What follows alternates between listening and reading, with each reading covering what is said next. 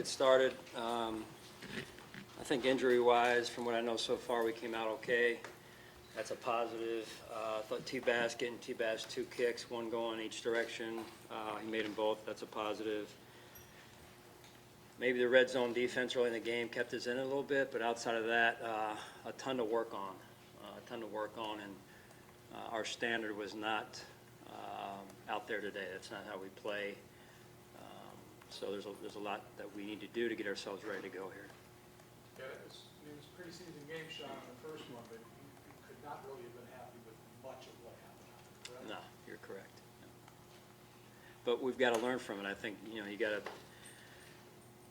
we have to be truthful about what we saw out there, and really it started with, I felt like beating ourselves quite a bit just with pre-snap penalties, and I think eight of the 11 maybe. I think we had 11 total penalties, 8 of which were some form of pre-snap or post-whistle.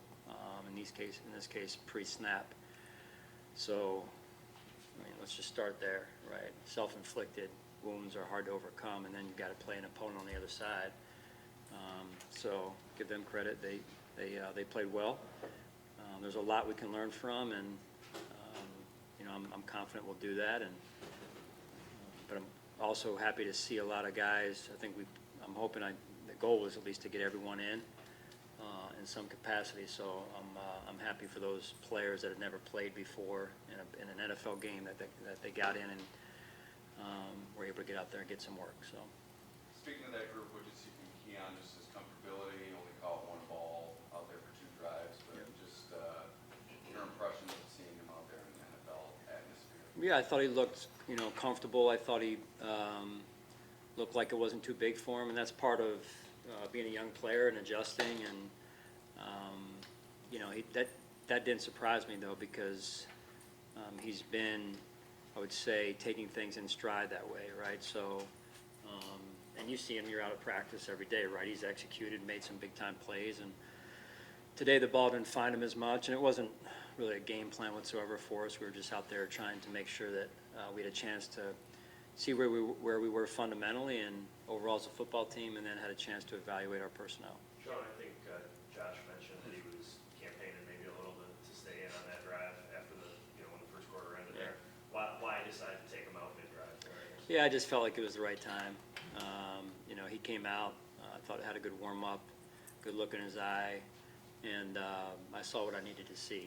So no need to put him out there in harm's way any longer than that. Sean, I know one thing that stood out, like you said, how things went well, but your lack of ability to run the ball. There was really no push up front. If you could just talk a little bit about that issue. Well, you said it. There's not much more to say other than we didn't control the line of scrimmage from the jump.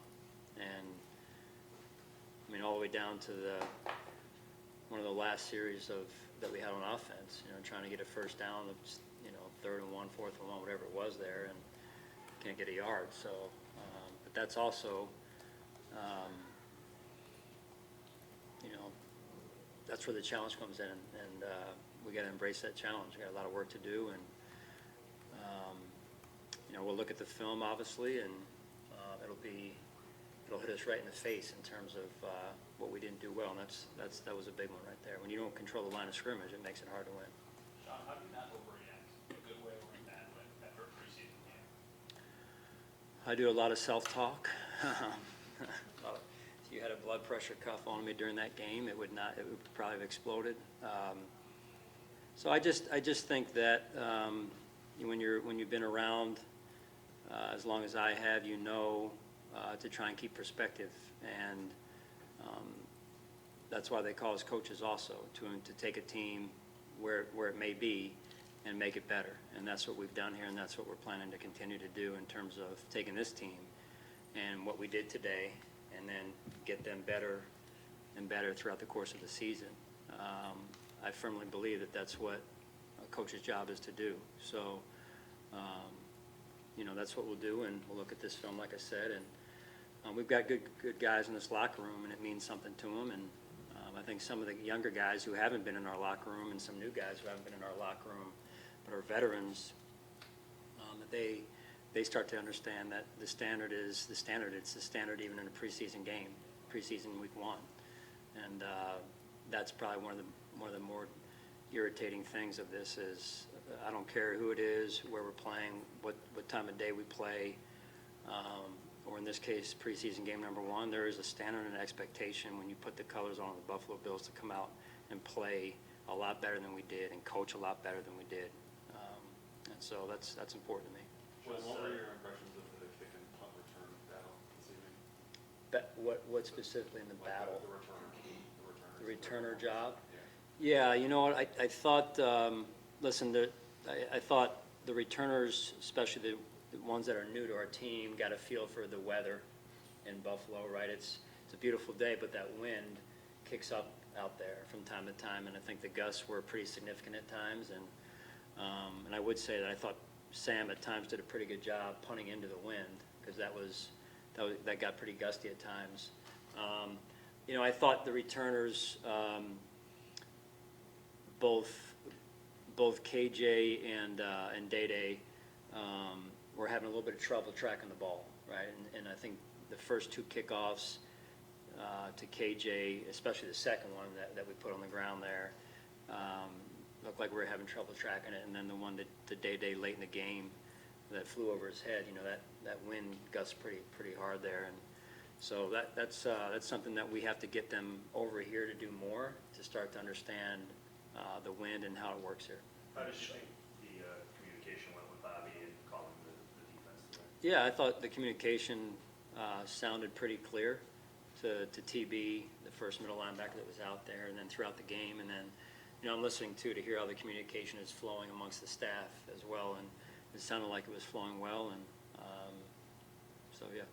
How involved was John Perry on those 2 challenges? Yeah, John's involved. You know, it's good to have him. It's Mark Lubick up there, Dennis Locke, myself, and then we get some guys on the sideline that like to tell me what to do sometimes also from time to time. So I got a lot of help. Yeah, I got a lot of help. But it was, you know, it was good to have that today and get experience with some of that again, and have John on there and his first game as well. So. Sean, is this part of the plan with Matt and Vaughn to just not have them go and then Yeah. potentially later, or any types of setbacks or anything like that? Yeah, medically for Matt, it's still part of the plan from the medical staff, and then Vaughn, it's more, you know, just managing his reps in the preseason, and you know, we'll see how we go, how he goes and we go then moving forward week to week with it. And you know, if you ask him and you look at his history, he's not been a guy that normally plays at all in the preseason. So it's just something we'll have to have open lines of communication on as we move forward here. Do you have any immediate takeaways from things, how things went for Mitch and Shane, like evaluating both of their performances that stood out to you? Well, I thought there were good moments, Anna, for both quarterbacks, all 3 quarterbacks really. I thought Josh was really solid, and then Mitch moved the team, I thought, and then same with Shane. And then, you know, there's some plays obviously they're going to want back, and some decisions perhaps, but we'll learn from it. All right, thanks, guys. Thanks, Sean.